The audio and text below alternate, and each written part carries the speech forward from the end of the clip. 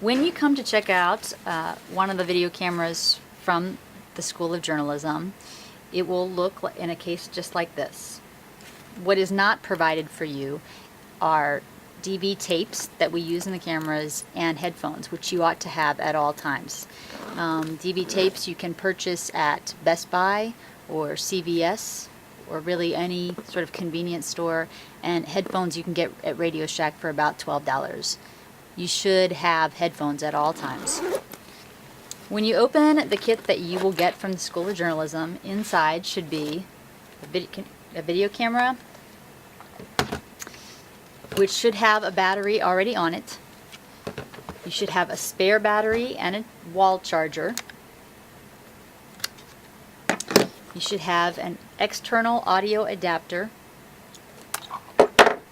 And in the back pocket of the bag, you should have a firewire to sync the camera up to the computer.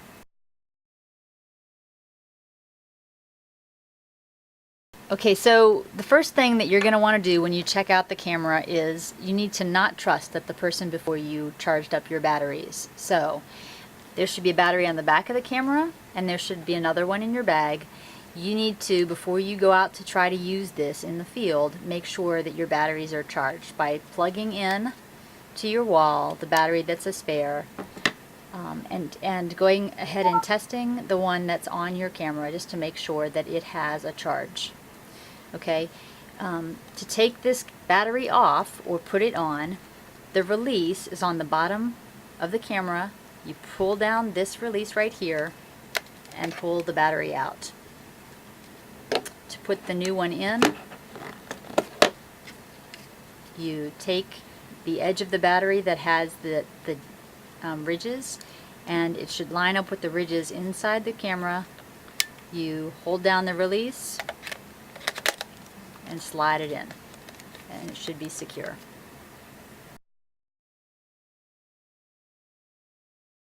Once your batteries are charged, the camera will open and let you load a tape. If your batteries are dead, it will not. You won't be able to even open the camera and load in a tape. So you want to be sure they're charged, and as soon as you open the gate by pulling this lever back and opening the gate, if your batteries are charged, it should go ahead, whether the camera is on or not, it should pop up a place to load in your tape. So you're using standard 60-minute DV tapes, and they slide in with the bottom down and the heads towards the machine. Now you'll notice that on the top it says do not push. This is very delicate, so you don't want to force this. You don't want to force the camera to go any faster than it needs to. All you have to do once you load this in here is touch the outside and push it back in gently and let the camera pull the tape down. Don't try to force that. You will break the camera. The knob that turns the camera on and off is this silver knob right here with the green button at the top. It controls several things. When you press the green button down and pull the knob to the right, you have put it in the tape mode. And the tape mode is what you're going to be shooting in when you hit play and record. When you want to play this camera, what you've taped back into the computer, you're going to pull the knob down into the play, all the way down into the play edit mode. Okay? But for our purposes, I'm going to pull it down again and put it back to the tape mode. If I want to turn the camera off, I hold down the green button and push it to the left. Alright, I'm going to turn it back on. There's the play mode. Now, you can look through the viewfinder, but the cameras are equipped with a panel that you can control the whole camera through. And you can see what you're going to be shooting through this panel.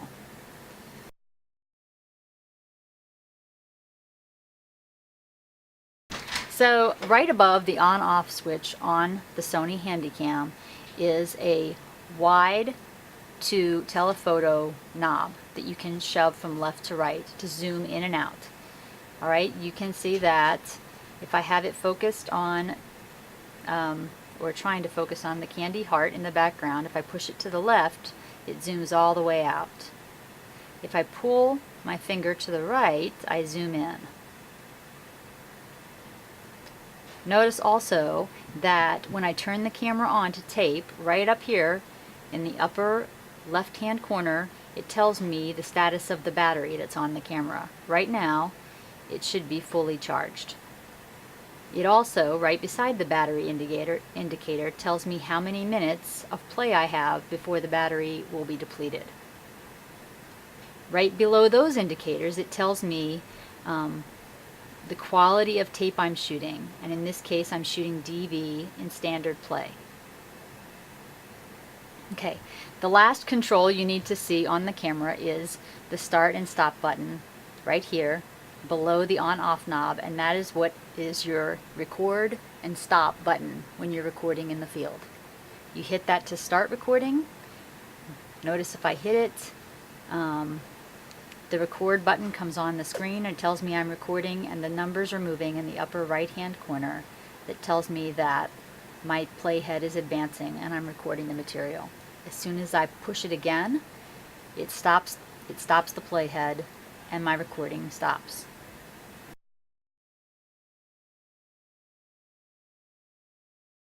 So at all times, in all circumstances, when using an audio or a video recorder, you should be using your headphones. So your headphones get plugged in right below the panel. You pop it open, plug them into the green jack right there.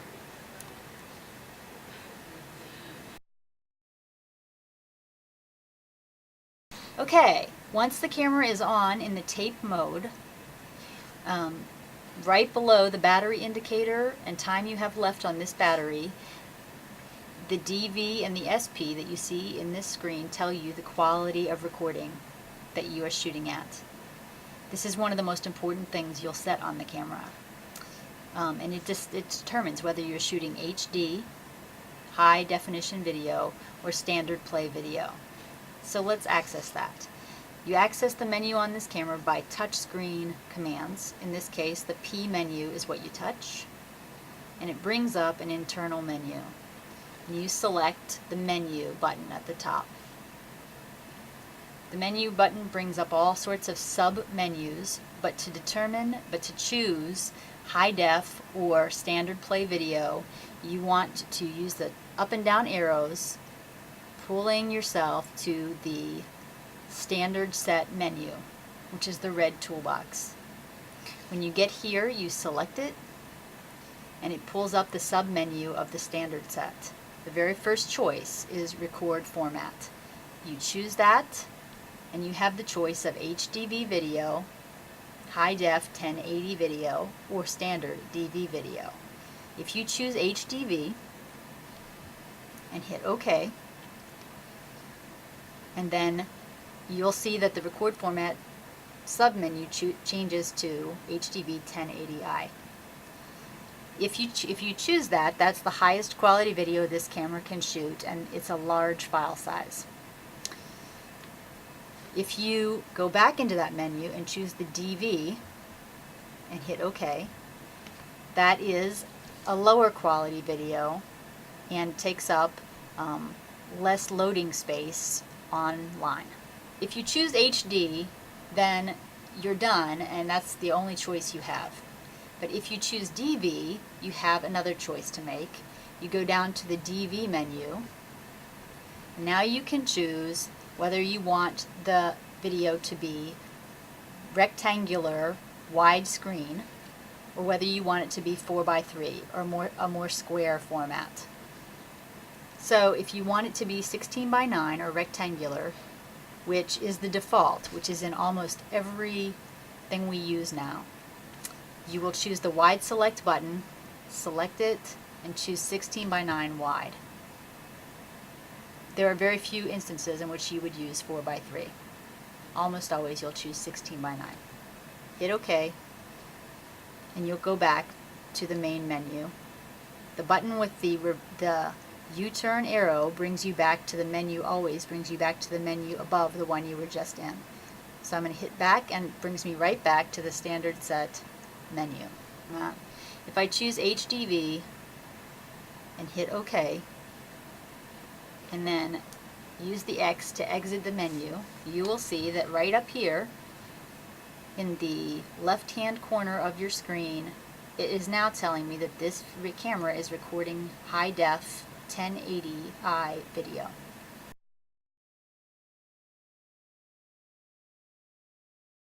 Alright, once I've set the quality of recording I want, I have a few other choices to make. I'm going to go back into the menu button, choose the menu again, go back into the standard set toolbox. I'm going to bypass the recording format and the DV set because I've already made those choices, and come down to the volume control. The volume control has nothing at all to do with your recording levels, with the audio that you actually record. What the volume controls is your headphones.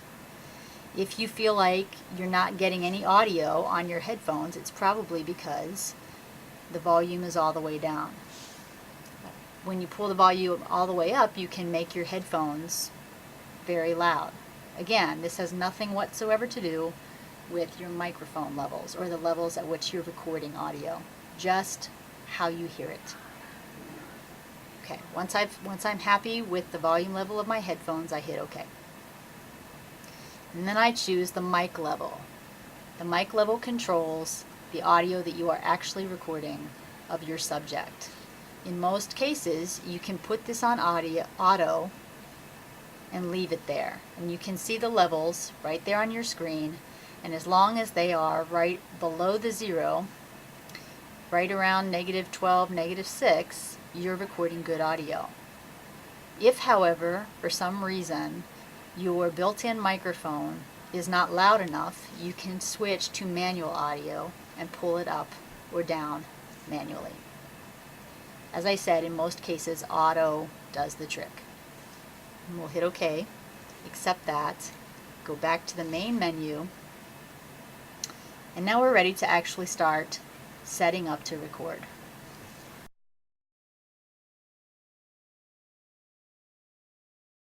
So before you start shooting your video, there are several things that you're going to want to set on your camera every time.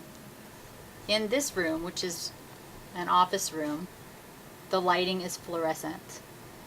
To make your video look more professional, you want a white balance for every situation that you're in. White balancing, custom, can be done in the following way. You're going to hit the P menu with your finger, bringing up all of the different things you can control with the camera. You're going to use the up and down buttons to scroll to the white balance button. You can choose white balance. If you are outside, if you're shooting out in daylight, then the auto white balance is probably fine for daylight. But in almost every indoor setting, you're going to want to custom balance to balance for the different colored lights in a room. And to do that, you're going to select one push. You're then going to hold a white card or something, a white t-shirt, something white, in front of the camera. You're going to zoom in until it fills the frame of your camera using the zoom button on top. And you're going to have the one push selected and hold down the button until the indicator up here, the square and 2 triangles, stops flashing. And you can zoom back out. Hit OK. And now this room should be, the camera should be set for the fluorescent room that we're in.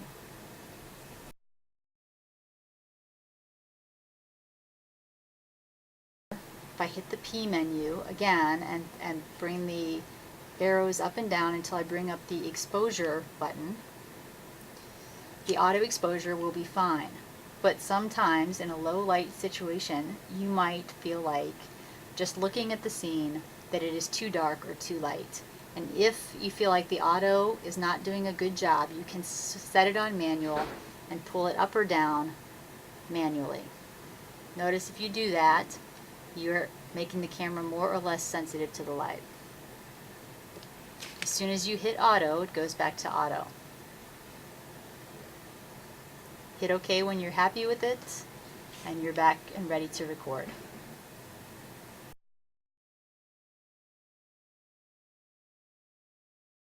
The final thing that you need to know about the Sony Handycam, particularly if you're shooting an interview, is that it focuses on whatever is in the center of its field of vision.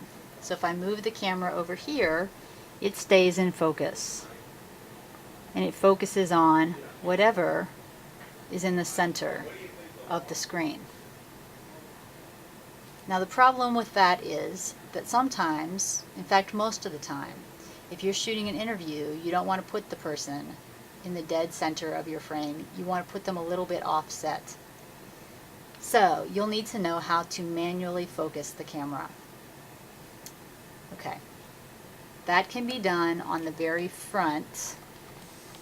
Let me shut this and show you. There is a button right here, and under it says manual.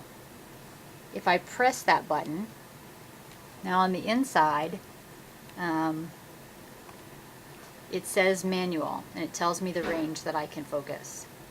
Alright, now the knob right next to that manual, I can roll it up and down to focus the camera. So in this situation, I'm going to roll it. You can see my thumb right here. I'm going to roll it until I can focus in and out of the keys on this computer. I can bring them in and out of focus.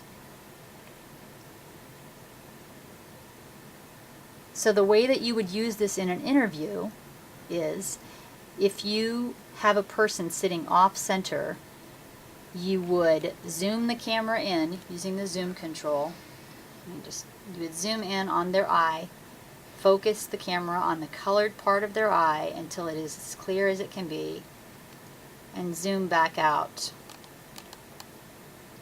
framing, and then record. And then if you focus that tightly on the center of their eye, then if they move a little to the left or right, they should stay in focus. And you'll want to do the interview on manual focus. When you're ready to go back to autofocus, you just hit the manual button again. And now the camera should autofocus no matter where I turn it. It's on autofocus.